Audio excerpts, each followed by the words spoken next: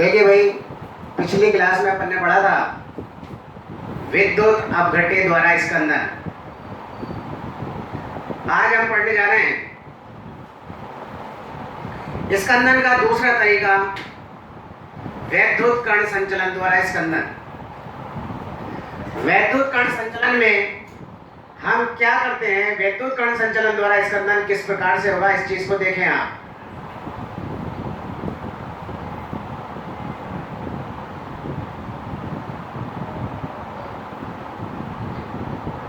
देखिए,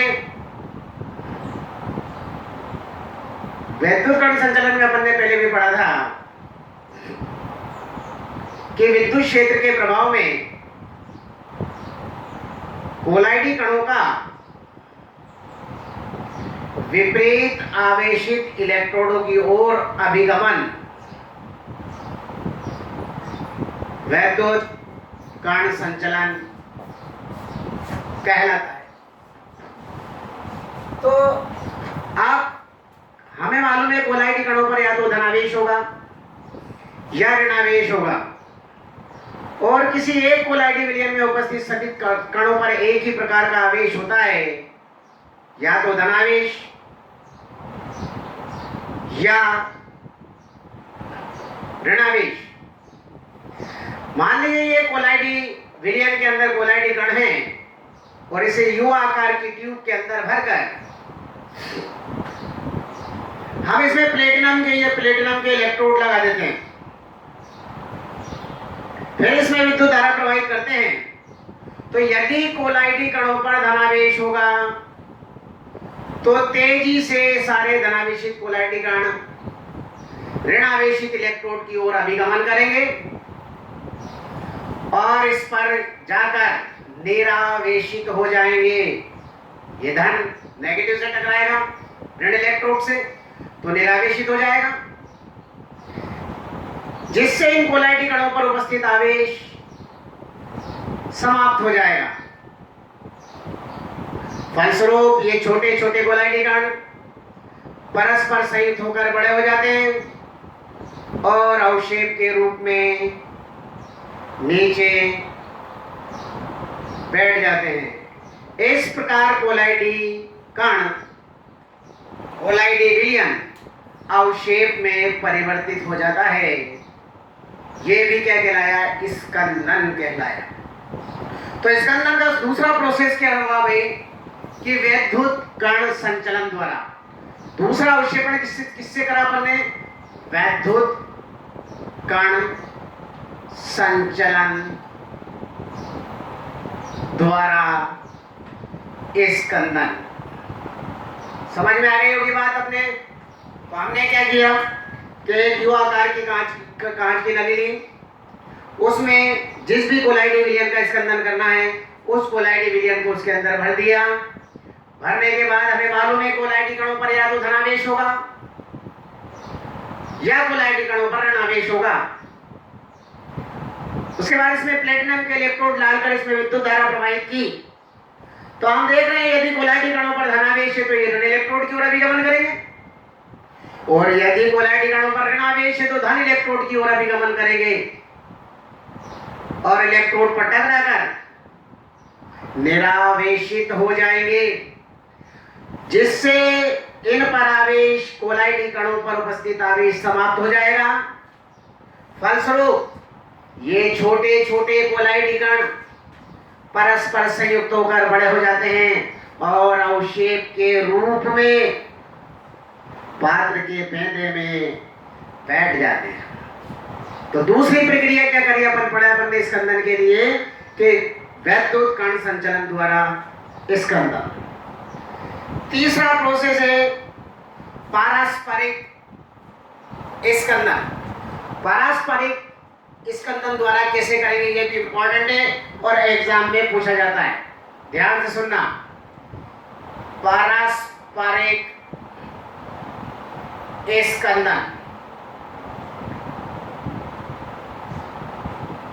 पारस्परिक स्कंदन का मतलब क्या है? इसमें यदि हम दो विपरीत प्रकृति के कोलाइडी विलयनों को क्या यदि हम दो विपरीत प्रकृति के कोलाइडी कणों को, यानी कि विपरीत आवेश से आवेशित कोलाइडी कणों को सम मात्रा में आपस में मिला दिया जाए तो ये एक दूसरे पर उपस्थित आवेश को नष्ट कर देते हैं,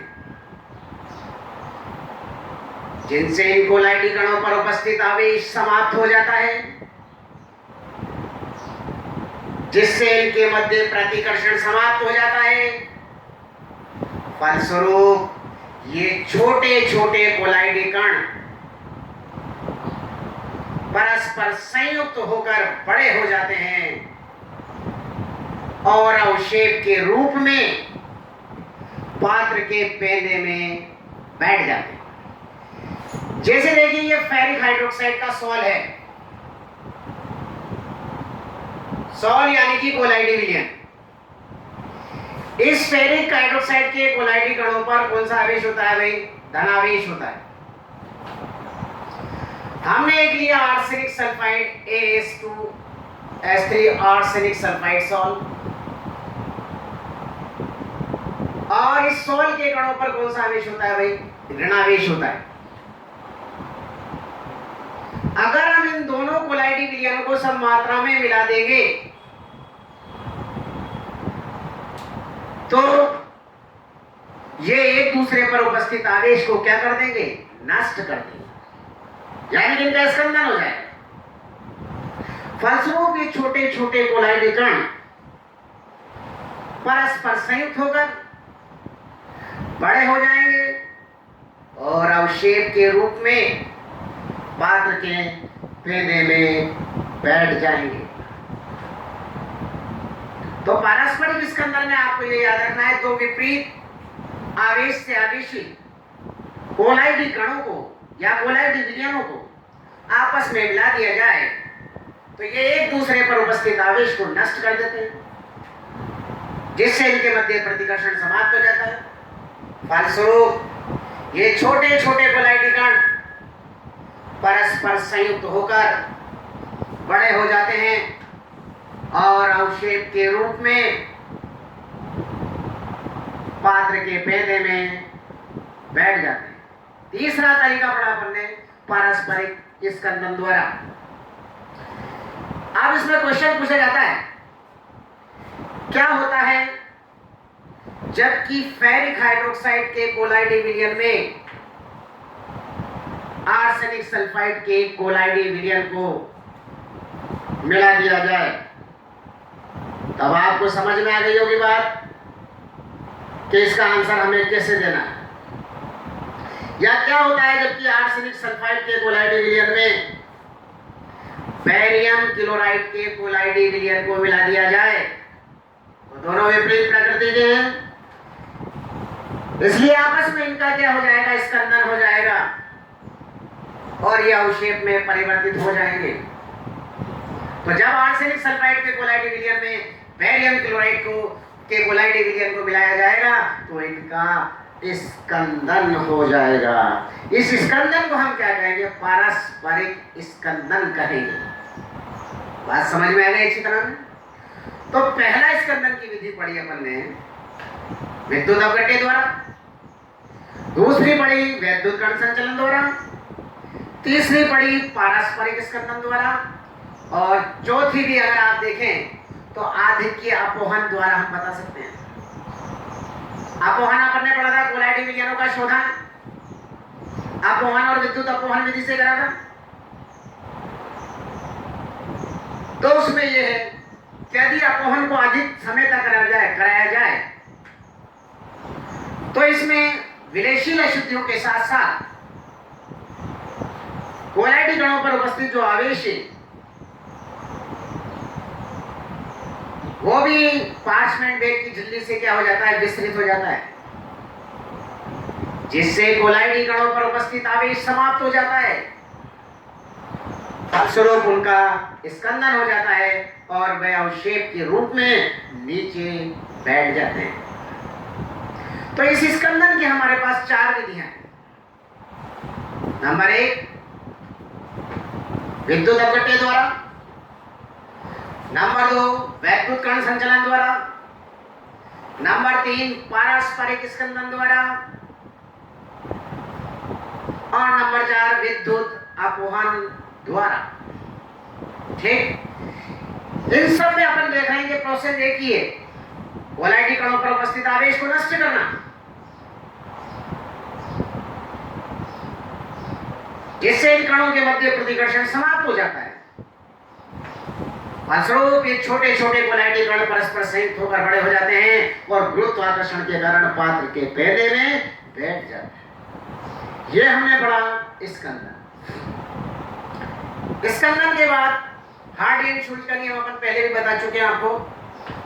इसके बाद अगर आपसे बात करी जाए तो रक्षी कोलाइड क्या होते हैं, इस रक्षी कोलाइड के बारे में अपन बात कर लें।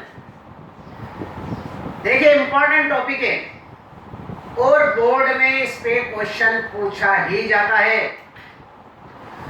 रक्षी कोलाइड, थोड़ा सा बोर्ड पे ध्यान देख लें देने। ये एक पात्र है, डायग्राम से फौरन समझ में आ जाता है और दिमाग में बात बैठ जाती है।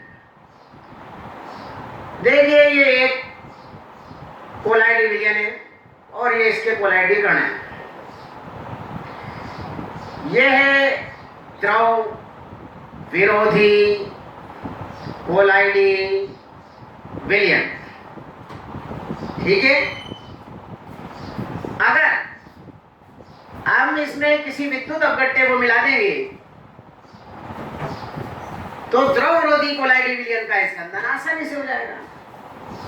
क्यों?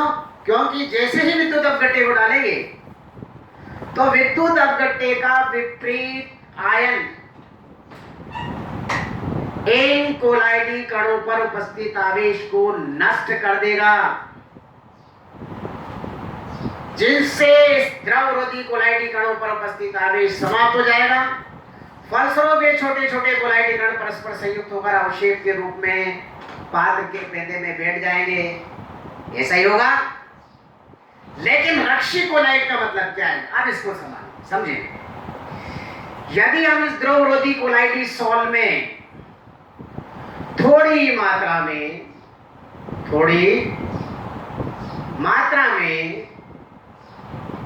द्रव स्नेही कोलाइडी विलयन को मिला दिया जाए और फिर इसमें विद्युत अपघट्य को डाला जाए,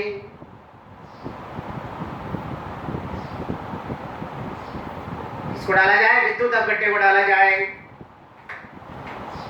तो इस द्रव विरोधी कोलाइडी विलयन का स्कंदन नहीं होगा। इसे हम द्रव स्नेही कोलाइडी विलयन को रक्षी कोलाइड कहते हैं। क्या कहते हैं? रक्षी कोलाइड कहते हैं। तो जहां बात आई रक्षी कोलाइड की, तो रक्षी कोलाइड आपके लिए बात समझ में आ गई होगी कि रक्षी कोलाइड की बात हम क्यों कर रहे हैं, कहां से कर रहे हैं रक्षी कोलाइड। तो रक्षी कोलाइड क्या हुआ? जब किसी द्रव विरोधी कोलाइडी विलयन में थोड़ी मात्रा में द्रव स्नेही कोलाइडी विलयन को मिला दिया जाए तो विद्युत अपघट्य की उचित मात्रा द्वारा द्रव विरोधी कोलाइडी विलयन का स्कंदन नहीं होता है। इसे हम रक्षी कोलाइड कहते हैं। अर्थात द्रव स्नेही कोलाइडी विलयन की उपस्थिति में द्रव विरोधी कोलाइडी विलयन का विद्युत अपघट्य की थोड़ी मात्रा द्वारा स्कंदन ना होना रक्षी कोलाइड या रक्षण कहलाता है। रक्षी कोलाइड या क्या कहलाता है? रक्षण कहलाता है। इस बात को आपको अच्छी तरह से ध्यान रखना है, इंपॉर्टेंट टॉपिक है और इसमें भी बोर्ड में क्वेश्चन आपसे पूछे जाते हैं। क्वेश्चंस में आपको जैसे इसमें पूछा जाता है कि काली स्याही बनाते समय इसमें थोड़ी मात्रा में बबूल का गोंद क्यों मिलाते हैं। ध्यान रखना, इंपॉर्टेंट पॉइंट है। हमारे टाइम में जब काला पेन से हम लिखते थे तो पीछे से इंक निकल जाती थी और जेब खराब हो जाती थी, क्योंकि उसका स्कंदन हो जाता था। आजकल देखें आप, काले पेन से, लाल पेन, नीला पेन, सभी तरह के पेन से अपन लिख सकते हैं। जैसा नीले पेन से लिखते हैं ऐसे ही काले लाल सारे पेनों से लिख सकते हैं। इसलिए बोर्ड ने परमिशन भी दे दी है कि आप किसी भी इंक के पेन से लिख सकते हैं। पहले स्याही फैल जाती थी, कागज में इधर से पीछे की तरफ दोबारा छप जाता था, पिछले पेज पे लिखा हुआ दिखाई नहीं देता था। आजकल आपने देखा होगा सारे पेन, जेल पेन और ऑर्डिनरी पेन जितने भी आ रहे हैं, हम सबसे आसानी से लिख सकते हैं। तो काली स्याही बनाते समय इसमें बबूल का गोंद क्यों मिलाते हैं? क्योंकि बबूल का गोंद इस कार्बन के कोलाइडी कणों के लिए रक्षी कोलाइड का कार्य करता है। अर्थात बबूल का गोंद मिलाने से ये जो कार्बन के कोलाइडी पार्टिकल्स थे, इस कार्बन के कोलाइडी कणों के चारों ओर ये बबूल का गोंद रक्षी कोलाइड का कार्य करता है। अर्थात इसके चारों ओर एक रक्षी सतह का, एक आवरण का निर्माण कर देता है, जिससे इन कोलाइडी कणों का स्कंदन नहीं हो पाता है। समझ में आ गई बात? तो काली स्याही बनाते समय बबूल का गोंद क्यों मिलाते हैं? तो द्रवरोधी में द्रव स्नेही मिलाने से क्या हुआ? जो द्रवरोधी कोलाइडी कणों पर जो आवेश था, उन आवेशित कोलाइडी कणों के चारों ओर द्रव स्नेही कोलाइडी कण एक आवरण, एक सुरक्षा भित्ति का निर्माण कर लेते हैं, जिससे उनका स्कंदन नहीं हो पाता है। तो यहां भी क्या काम किया? जो काली स्याही कार्बन के कोलाइडी कणों के स्कंदन को रोकने के लिए इसमें थोड़ी मात्रा में रक्षी कोलाइड के रूप में बबूल का गोंद मिलाते हैं, ताकि ये बबूल का गोंद जो है ये इस कार्बन के कोलाइडी कणों के चारों ओर एक आवरण यानी कि सुरक्षा भित्ति का निर्माण कर देता है, जिससे इन कोलाइडी कणों का स्कंदन नहीं हो पाता है। क्लियर बात? इसी तरह से एक और इसमें बोर्ड में क्वेश्चन पूछा गया है कि आइसक्रीम बनाते समय इसमें थोड़ी मात्रा में जिलेटिन क्यों मिलाते हैं? तो जिलेटिन भी किसका काम करता है? रक्षी कोलाइड का। क्योंकि आइसक्रीम किससे बनती है? दूध से, शर्करा से और बर्फ से। तीन तरीके के कोलाइडी कण हैं। अगर हम इसके अंदर जिलेटिन नहीं डालेंगे तो इसका स्कंदन हो जाएगा और आइसक्रीम फट जाएगी। जिलेटिन मिलाने से क्या होता है कि दूध, शक्कर और बर्फ के कोलाइडी कणों के चारों ओर जिलेटिन एक सुरक्षा आवरण, सुरक्षा भित्ति का निर्माण कर लेता है, जिससे इनके कोलाइडी कणों का परस्पर स्कंदन नहीं हो पाता है और आइसक्रीम जमी रहती है। इसी तरह गोल्ड सॉल्ट में थोड़ा जिलेटिन क्यों मिलाते हैं, यह भी आपसे पूछा जाता है। तो गोल्ड सॉल्ट में जिलेटिन क्यों मिलाते हैं, यह भी आपके समझ में आ गया होगा। जिलेटिन किसका कार्य करता है गोल्ड सॉल्ट के लिए? बोलो। रक्षी कोलाइड का कार्य करता है। बात समझ में आ गई होगी आपके। तो रक्षी कोलाइड क्या होते हैं, इसके बारे में आपको अच्छी तरह से जानकारी मिल गई होगी। तो रक्षी कोलाइडी आपके अच्छी तरह समझ में आ गया होगा कि जब किसी द्रवरोधी कोलाइडी विलयन में अगर थोड़ी मात्रा में द्रव स्नेही कोलाइडी विलयन को डाल दिया जाए तो विद्युत अपघट्टी डालने पर द्रवरोधी कोलाइडी विलयन का या कोलाइडी कणों का स्कंदन नहीं होता है। क्यों नहीं होता है?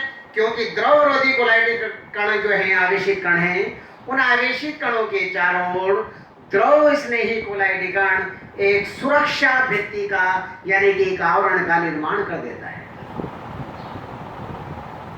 जिससे इनका स्कंदन नहीं हो पाता है। फलस्वरूप स्कंदन नहीं होता है, यानी कि कोलाइडी कणों पर आवेश ढक गया। अब विपरीत आवेश द्वारा इसका स्कंदन नहीं होता है, इसे हम कहेंगे भाई रक्षी कोलाइड। ये बात आपके समझ में आ गई? इस पर पूछे जाने वाले जो क्वेश्चन मैंने आपको बता दिया। नंबर 1, काली स्याही बनाते समय इसमें बम्बुल का गोंद क्यों मिलाते हैं? आइसक्रीम बनाते समय इसमें थोड़ी मात्रा में जिलेटिन क्यों मिलाते हैं? गोल्ड सॉल्ट में जिलेटिन का उपयोग क्यों किया जाता है? ये सारे क्वेश्चन इन रक्षी कोलाइड पर आपसे पूछे जाते हैं। इसके बाद आपका एक और है इसके अंदर छोटा सा टॉपिक है स्कंदन मूल्य। इसको आपको याद रखना ही होगा। स्कंदन मूल्य कि किसी विद्युत अपघट्य की मिली मोलों की वो न्यूनतम संख्या, किसकी? मिली मोलों की वो न्यूनतम संख्या जो 1 लीटर कोलाइडी विलयन को स्कंदित करने के लिए, कितने लीटर? 1 लीटर कोलाइडी विलयन को स्कंदित करने के लिए आवश्यक होती है, उसे स्कंदन मूल्य कहते हैं। तो किसी विद्युत अपघट्य की मिली मोलों की वो न्यूनतम संख्या जो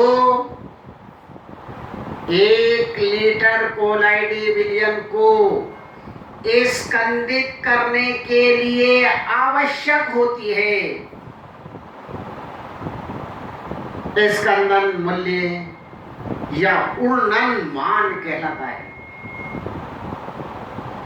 स्कंदन मूल्य बराबर 1/, प्रभावी आयन की स्कंदन क्षमता या 1/, प्रभावी आयन की संयोजकता भी कह सकते हैं, क्योंकि अपने को पता है हार्डिंग-शुल्ज का नियम कि स्कंदित करने वाले आयन की संयोजकता जितनी अधिक होगी, पढ़ा था ना मैंने, उसकी कोलाइडी विलयन को अवक्षेप में परिवर्तित करने की क्षमता उतनी ही अधिक होगी। इसे हार्डिंग एवं शुल्ज का नियम कहते हैं। तो स्कंदन का मान कब बढ़ेगा? जब संयोजकता बढ़ेगी। तो स्कंदन क्षमता बराबर 1/, प्रभावी आयन की या सक्रिय आयन की संयोजकता। क्लियर हो गई बात? ये आप अपन ने पढ़ के पढ़ा भाई स्कंदन मूल्य।